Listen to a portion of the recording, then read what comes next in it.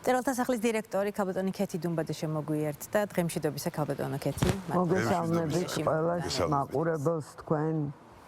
ქალბატონ ქეთი, თქვენთვის ალბათ ორმაგად რთული იყო და მძიმე დარტყმა იყო, როდესაც პატრიარქის გარდაცვალება გაიგეთ, თქვენ საქართველოში არ ბრძანდეთ. არ ვიყავით საქართველოში. მამასთან ძალიან მეგობრობდა წლების მანძილზე, ხშირად ხვდებოდნენ, საუბრობდნენ ისინი და თქვენ ახსენეთ, რომ თქვენ გაქვთ განძი, რომელიც პატრიარქმა მამას წერილების სახით გამოგზავნა და გამოაქვეყნეთ კიდევაც. იცით რა, ამას ვერ დავარქმევ მეგობრობას, იმიტომ რომ მამაც ძალიან თავმდაბალი ადამიანი იყო და ხშირად არაწუხებდა და იქ მისგან იყო ყოველთვის ყურადღება.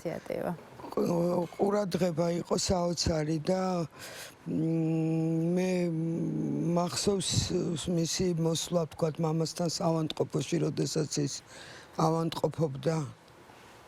იყო საოცარი მომენტი მამას გარდაცვალების მერე სახლში მოვიდა და პერანგი გაუხსნა, ჯვარი ხო უკეთიაო, იკითხა და დედამ უთხრა რომ რა თქმა უნდა უკეთიაო და ეს გაუხსნა ღილი ეს ჯვარი ამოიღო და მკერდზე ამბორა.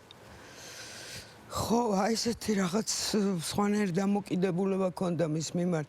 მე-9 დღეს როცა პანაშვიდი გადაიხადა სიონში პატრიარქმა იქადაგა და მე თავიდან წავიკითხე მამას წიგნები სახლში რომ დაუბრუნდე. იმიტომ რომ ეს იყო საოცარი ქადაგება. აი მან მაშინ თქვა რომ ყველგან სადაც ნოდარს მზე აქვს ეს ღმერთია. აი სათნოება ის სიყვარული რაც ახლავს ნოდარის ნაწარმოებებს ამას ყველაფერს ძალიან აღიქვავდა. აი მაგალითად ქონდა ესეთი პერიოდი, როდესაც სკოლის მასწავლებლებს მიმართა პატრიარქმა რომ ბავშვებს ორიანებს ნუ დაუწერთო რა. იმიტომ რომ დადიოდა ესე სკოლებში და მასწავლებლებს ხვდებოდა და ბავშვებს. ხო და ეუბნებოდა რომ ნუ დაუწერთო ორიანებსო ბავშვებს, იმიტომ რომ შეიძლება ფიზიკას ვერ სწავლობდეს, მაგრამ სხვა იცოდეს რაღაც არაჩვეულებრივი. ძიმე გამოცდილება ქონდა მასთან მიმართებით. ხშირად ამბობდა ხოლმე რომ თქვენ აინანდარ დუმბაძე რომ ამბობდაო რომ ადამიანი ფრესკა კი არ არისო რომ ერთ სიფრთხეში უყურა, უნდა შემოუარო. ასეო თქვენცო ფიზიკას თუ ვერ სწავლობს, ქართულს ხო სწავლობს კარგად, ან ისტორიას, ან იქნებ რაღაცა სხვა ნიჭი აქვს და ის გამოავლინეთ და იმას მიხედეთ. არ არის აუცილებელი რომ ბავშვი ყოველ თავარია ბავშვი ალბათ ის უნარი დაინახო და ალბათ საერთოდ ის საოცარი ის რაც პატრიარქმა გააკეთა. როგორი შორშჭრეტელი იყო ეს ბავშვების მონათვლის ამბავი, ეს არის საოცარი. თაობები გაიზარდა. აი ეს ბავშვები, რომლებსაც თავიანთი მამების მხრებზე ეძინათ, ოღონდ იქ შესულიყვნენ მამასთან ერთად. ეს ხო წლების ნამუშევარია. ხო, რა ვიცი მამას და აი ეს ორი წერილი და კიდე არის ერთი წერილი. მამას არქივი, ძალიან მდიდარი არქივი გვაქვს ჩვენ, იმიტომ რომ საბჭოთა პერიოდში ხო არ იყო ეს Facebook-ები და ასე შემდეგ და ყველაფერი როცა ვიღაცას ან დახმარება ჭირდებოდა, ან უბრალოდ აზრის გამოთქმა, ან რაღაც წერილს წერდა პირდაპირ წერილებს რა. ძალიან მდიდარი არქივი. წერლისთვისაც ალბათ სხვა ემოცია იყო, ხო? აი ეს ორი წერილი რომელიც თქვენ გააზიარეთ. ეს არის უძვირფასეს.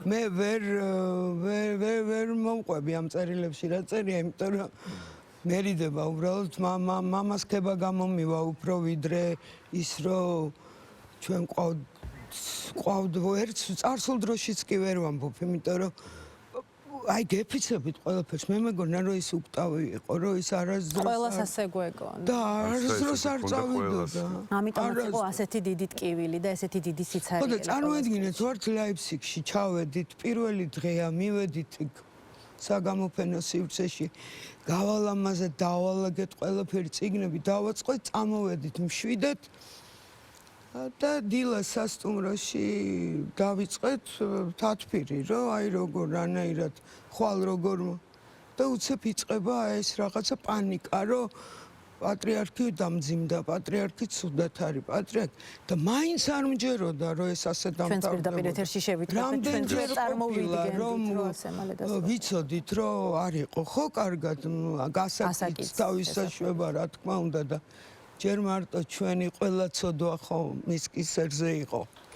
თქვა კიდევაც ერთ-ერთ ინტერვიუში, რომ თქვენ რამ დაგღალათ კაც ყველაფერი მასზე ხო და წარმოედგინეთ ჩვენ რაღაცაებს ვანაწილებთ ხა როლებს ვინ როდის რა ვინ სად დადგება ვინ გერმანულენოვანი ვინ ყავს რომ მკითხველი რომ მოვა და რაღაც და უცებ პატრიარქს გული გაუჩერდა ხალხმა იცით როგორი განცდა იყო რომ ხერხემალში გადაგტეხა უცებ ამ ინფორმაცია აი სამარისებული სიჩუმე 12 ვიყავით და რა გავაკეთოთ და ეხა 1000 ფიქრი წამოვიდა იცი აი უცებ რო დაუბლდები აი არაფერს რო არელი რა მსგავს და უცებ გაჩერდა ყველაფერი იქაც კი გაჩერდა ყველაფერი და წამოვიდა ფიქრი იმაზე რომ რა ვქნათ ეხა ეს 12 ადამიანი უნდა ავბარგდეთ ბილეთები ვიშოვოთ გადავცვალოთ გამოუფრინდეთ რა გავაკეთოთ და მე მივხვდით რომ ერთადერთი საშველი ჩვენთვისაც იქნებოდა მხოლოდ ის რომ ჩვენ სტენდზე ღიმილიანი და ამაყი სახეებით დამდგარიყავით და ქართულ კულტურისთვის და ლიტერატურის რაღაც სიყვარულისთვის ეს გვეკეთებინა და პატრიარქისთვის როგორც ჩვენმა ფეხბურთელებმა როგორც ჩვენმა სხვა ხელოვანმა ადამიანებმა პატრიარქს მიუძღვნეს ყველაფერი ჩათვალეთ რომ აი ეს ლაიფციგის წარმატებაც ესე მაგრამ აინც დაამძიმე იყო იცი აი ასეთ ყოველთვის როცა და ესე დავდივართ ხოლმე ხო ჯგუფები და ადრეც და ეხლაც და ყოველთვის ესეა რომ რაღაც მომენტი არის ხოლმე რომ აი ფოიეში დაждები ხუმრობ რაღაცას იცინი არ გამოგვივიდა ეს ყველაფერი იმიტომ რომ ყველას თავისი პატრიარქი მოუკვდა აი 12 ადამიანს ყველას თავისი მოსაგონარი ქონდა გიორგი ლობჟანიძე გვიყვებოდა 24 წლის პატარა ბიჭი რო იყო თუ 19 წლის ირანში როგორ უთარგმნიდა პატრიარქს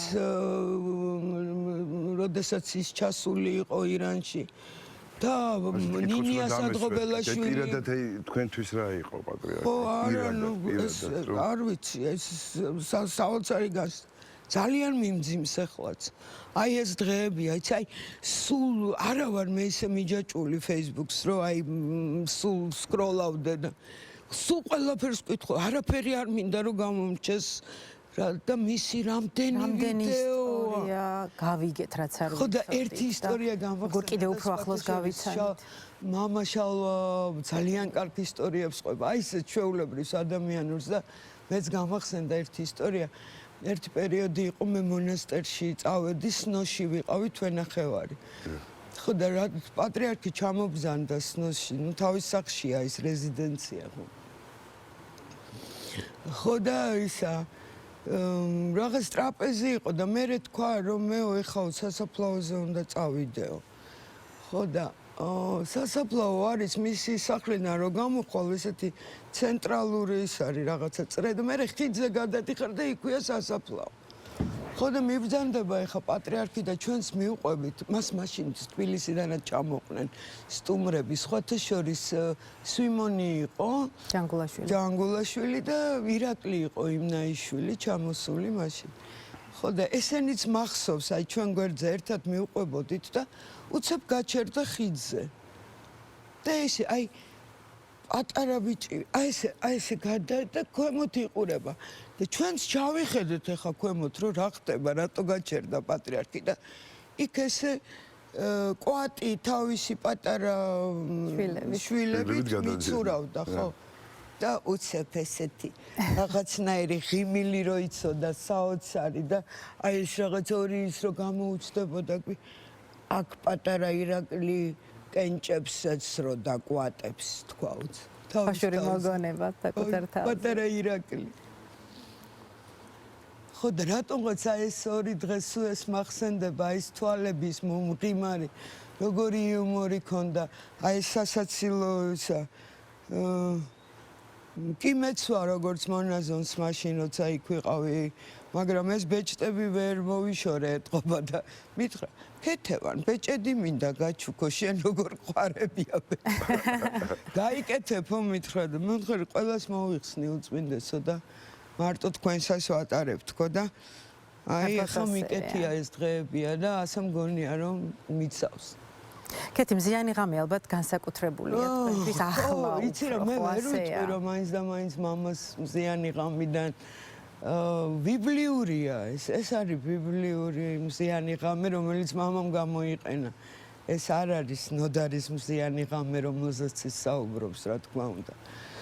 მაგრამ ნოდარზე მე მაგალითად ძალიან რო აიბნები და ძალიან რო გაგიჭირდება მაშინ პატრიარქს თან მივედი და უთხარი რომ ესეთი ცოდვა ჩავიდინე მე უთხარი ესე წამომცდა მეთქი რომ გამიჭირდა მე ღმერთო მიშველე კი რა მამა მიშველე მეთქი თქვი და სახარების 10 მცნების ერთ-ერთი მცნება ეგ არის რომ ღმერთის გარდა არ უნდა გაიყადოს სხვა კერპად ხო და ეს რამდენიმე დღე ვატარე ეს ისა და შევშინდი რატომღაც და რომ მივედი უთხარი რომ ესე დამემართა მეთქი რომ რამდენი გამიჭირდება იმდენი აი ესე წამომცდება რომ მართალი ხარო მითხრა და გამშვიდად დამამშვიდა მამა შენი ანგელოსსა დაშიაო მითხრა ის ჩვენთვის ლოცულობსო და სწორიაო ნუ ეძებ ნუ რავისო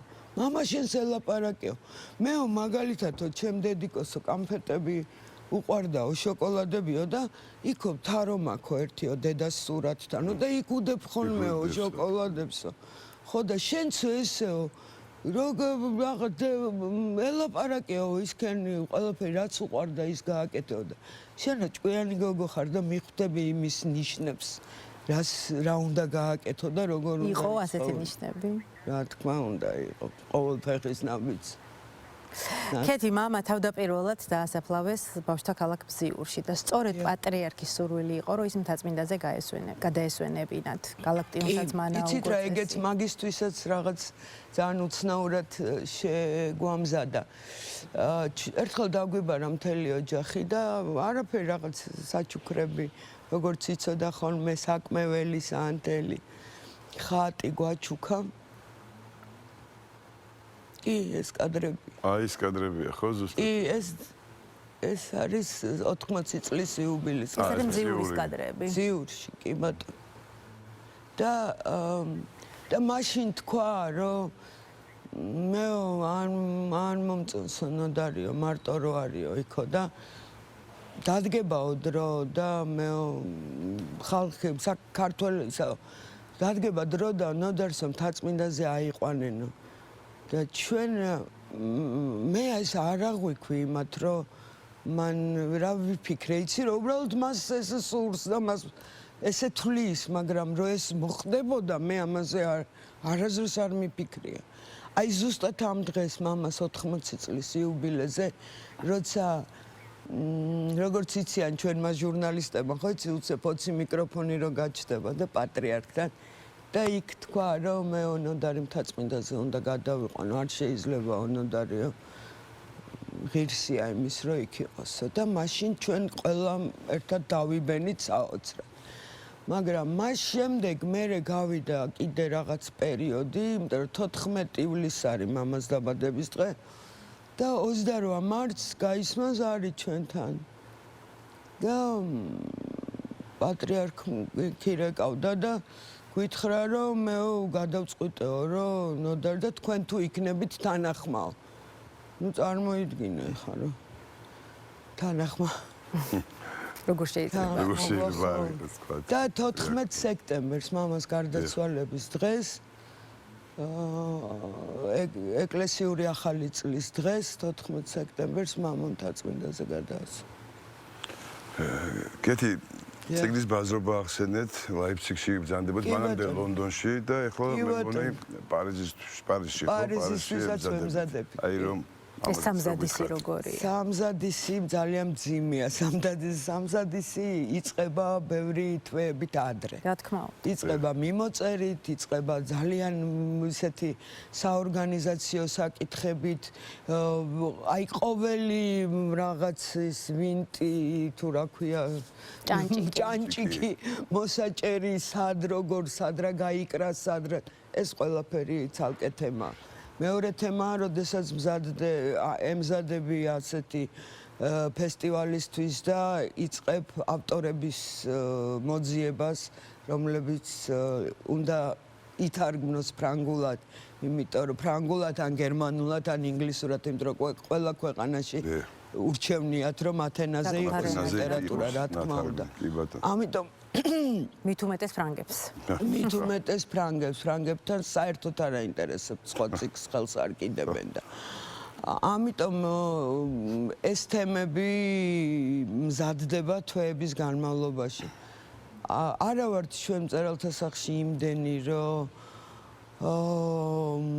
ამ ყველაფერს ესე ადვილად მოვერიოთ, ამიტომ არის გათენებული ღამეები, არის ღამის 3 საათამდე მიმოწერები, რომ აბა ის სად არის და აბა ეს სად არის და აბა ის არ დაგვავიწყდეს და აბა ეს არ გამოგვჭეს.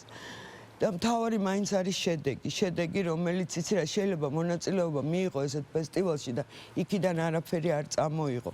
აი ხა ლაიფციგიდან ჩვენ როდის ჩამოვედით გუშინ წინ, ხო? და გუშინ უკვე სამმა გამომცემელმა მოგწერა, რომ მზად არიან ჩვენთან სათანამშრომლად. ეს არის შედეგი. მიზანით სწორედ ეს არის. მიზანით ხო ეს არის. და რაც თავარია ძალიან დიდი ინტერესი არის ქართული ლიტერატურის მიმართ. ძველისაც და ახლის სხვათა შორის. მართალია პოლიტიკა აინტერესებთ, მართალია რაღაცა ისეთი თემები უნდათ დღევანდელობის, ვთქვათ, მაგრამ აი ახლა ლაიფციგში მაგალითად ჩვენ ერთი წიგნი გამოვეცით, ქალბატონი ლია ვიტეკის შედგენილია ეს წიგნი, არის მე-19 საუკუნის ბოლო და მე-20 საუკუნის ქართული მოთხრობა. თქვენ ვერ წარმოიდგენთ როგორი ინტერესი. აი ესე რომ გათვლები შეიძლება წინასწარ აწარმოო, აი ხვდებით და ახლობით, აი ამ კონკრეტულ საზოგადოებას რომელიც ერთი კარგი რამ გავაკეთეთ მწერალთა სახლში, რომ ყველა ქვეყანაში სადაც ხელი მიგვიწვდება და სადაც ყავს ისეთი ადამიანი, რომელიც უკვე დიდი ხანია იქ ცხოვრობს და თარგმნის და ემსახურება ქართულ ლიტერატურას, ისინი ჩვენ ავიყვანეთ თანამშრომლებად და ისინი მუშაობენ ამაზე. ამიტომ ჩვენ უკვე ვიცით რა შეიძლება უნდოდეს თქვათ გერმანელ მკითხველს და მათი ინტერესი სხვადასხვა მოთხოვნებია და სურვილები. კი, რა თქმა უნდა. და რადიკალურად ხო, აი მე ნუნუ ქალბატონი ნუნუ გელაძისგან მომისმენია მაგალითად, რომ ქეთი ეს ძალიან კაი ნაწარმოებია, მაგრამ იტალიელი მკითხველისთვის ეს არ იმუშავებს, არ არის საინტერესო. ხო, იგივე გერმანიაში ლია ვიტეკმაც აი ზუსტად იცის რა როგორ და რისთვის. ამერიკაშიც ყავს ნენე გიორგაძე ესეთი არაჩვეულებრივი პოეტი თავად და აი ხა კარლო კაჭარავას წიგნი რო თარგმნა, ის ალექსები თარგმნა და წიგნად გამოიცა თავისივე ნახატებით ილუსტრირებული და დღიურებიდან ამოღებული ამონარიდებით და რაღაც. ამ ყველაფერს ნელ-ნელა ესე ვაკეთებთ, ესე სწრაფად ყველაფერი არ ხდება. ანუ ეს გათვლები მაინც ამართლებს. იცით რა? მწერალთა სახლში ჩემს მოსვლამდეც ხო არსებობდა მწერალთა სახლი და იმათი ნამუშევარიც ძალიან ბევრია, წლებით ნამუშევარი და იმათი წიგნები, იმ პერიოდში გამოცემული წიგნებიც რა თქმა უნდა მიგვაქვს და იქ გამოფენაზე, თაროებზე ეს წიგნები აწყვია რა თქმა უნდა. ხო და ეხლაც ვცდილობთ რომ რაც შეიძლება მეტი ახალი წიგნი წავიდეთ. ბიდი შრომაა, მაგრამ სასიამოვნო და როდესაც შედეგს იღებ. ხო, და გვიყვარს ჩვენ ეს სამუშაო და რა ვიცი. გათენებული ღამეები მოყვებოდა ამას ყველაფერს, მთავარია რომ მკითხველი იყოს კმაყოფილი. სხვათა შორის ქართული პოეზია ისედაც სევდიანია, ხო? და ჩვენი პოეზიის საღამო, რომელიც ეხლა ჩატარდა ამ ფონზე მით უმეტეს, ისეთი ტაში იყო, ყოველი ლექსის შემდეგ, ისეთი ტაში იყო, რომ აი ბედნიერებისგან არ ვიცოდი რაღაც. და ეს კი გვითხრეს, ძალიან მაგარი პოეზია გაქვთ, მაგრამ რატო ამდენი სევდა? ჩვენ აუხსენით, რომ ესეთი ვართ ქართველები, სევდა ჭარბობს ჩვენში. წარმატებები. ძალიან დიდი მადლობა. დიდი მადლობა. დავამშვიდობებით ქალბატონ ქეთის და ლაიფციგის წიგნის ბაზრობა.